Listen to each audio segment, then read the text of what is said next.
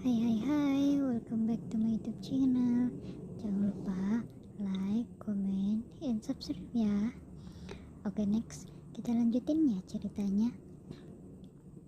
Bab 3, bertemu kembali. Keesokan harinya, Devi membayar uang kuliahnya dengan uang yang diberikan Chiko. Mau kemana kamu? Ucap ayahnya kepada Devi. Kuliah, ucap Devi singkat. Tidak usah kuliah, percuma kuliah, toh juga tidak bisa bikin kamu kaya. Sebaiknya carikan saja uang untuk ayah. Devi yang mendengar perkataan ayahnya tidak menghiraukannya. Ia muak dengan kehidupannya saat ini. Devi lalu berangkat ke kampus dengan menggunakan motornya. Sedangkan di tempat lain, Chiko sedang fokus dengan komputernya. Ia mengisi waktunya bekerja terus-menerus. Tuan, mereka tidak ingin melepaskan daerah itu, ucap salah satu pengawalnya. Mereka masih bertransaksi di sana? Ya, Tuan. Habisi saja mereka, jangan biarkan mereka hidup, perintah Chiko. Baik, Tuan. Tiba-tiba datang seorang pria parubaya dan langsung masuk ke dalam ruangan Chiko. Apa kau akan bekerja setiap hari? Ya, ucap Chiko singkat.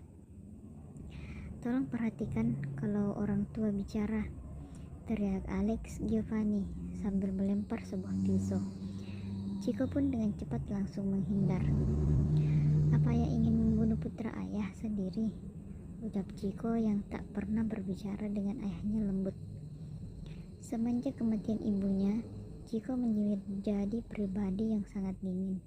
Apalagi belum lama kematian ibunya, ayahnya sudah punya wanita lain yang otomatis menggantikan posisi ibunya. Wanita bukan hanya dia saja. Untuk apa menutup dirimu?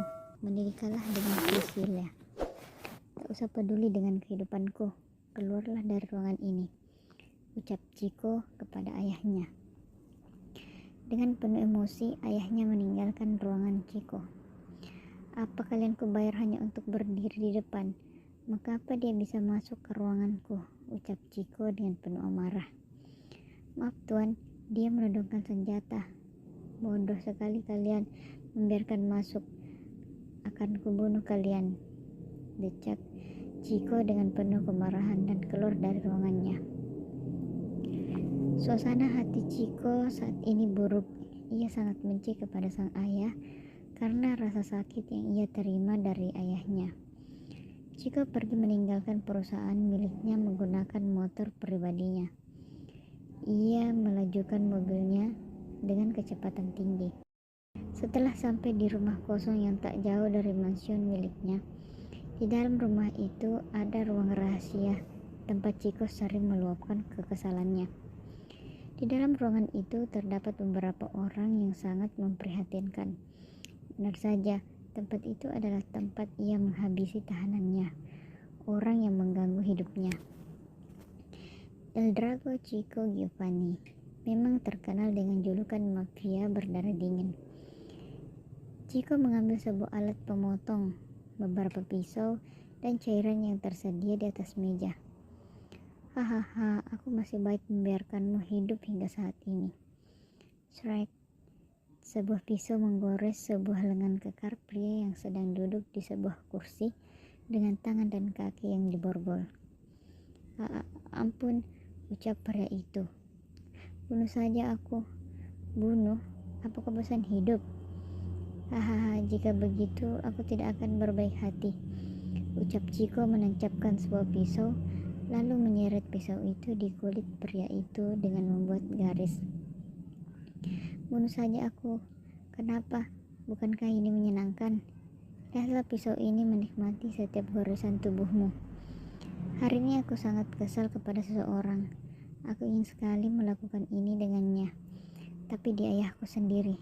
Bagaimana aku menghabisinya? Berat.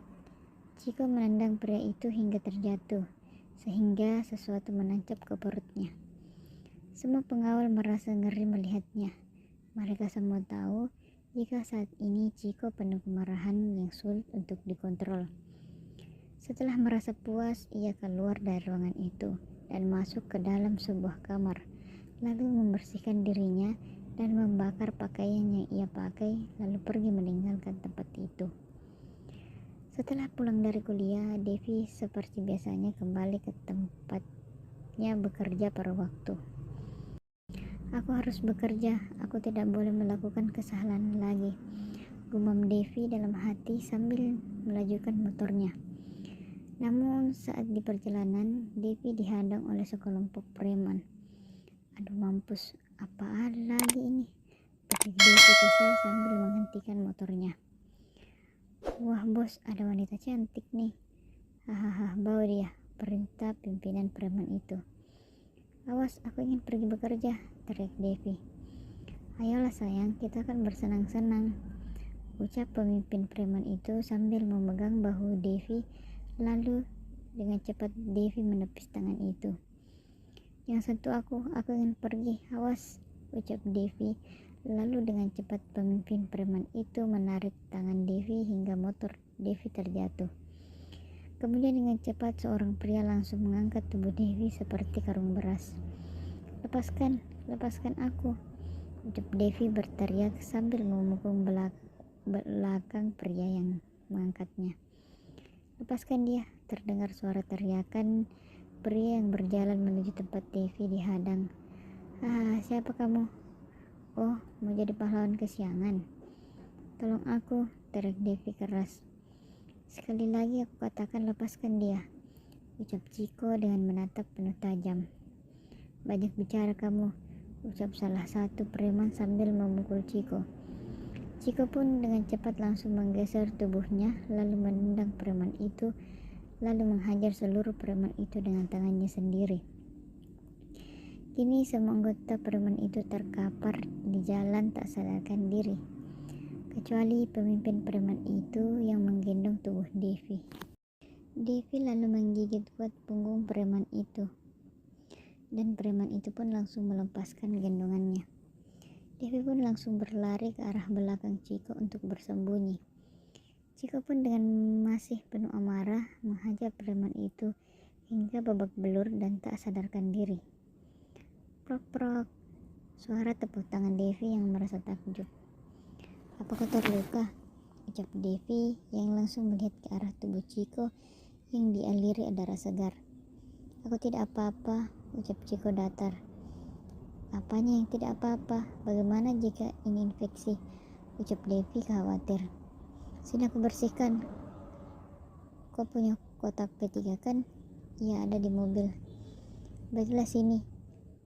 Ciko pun menurut dan tanpa penolakan sedikit pun. Ikutlah denganku di mobilku. Motormu biar pengawalku yang mengurusnya, ucap Ciko datar. Tidak usah, aku harus pergi bekerja. Aku yang akan bicara dengan manajermu, ucap Ciko dan langsung melajukan mobilnya. Devi yang melihat itu hanya bisa menurut karena bagaimanapun Ciko sudah menyelamatkannya.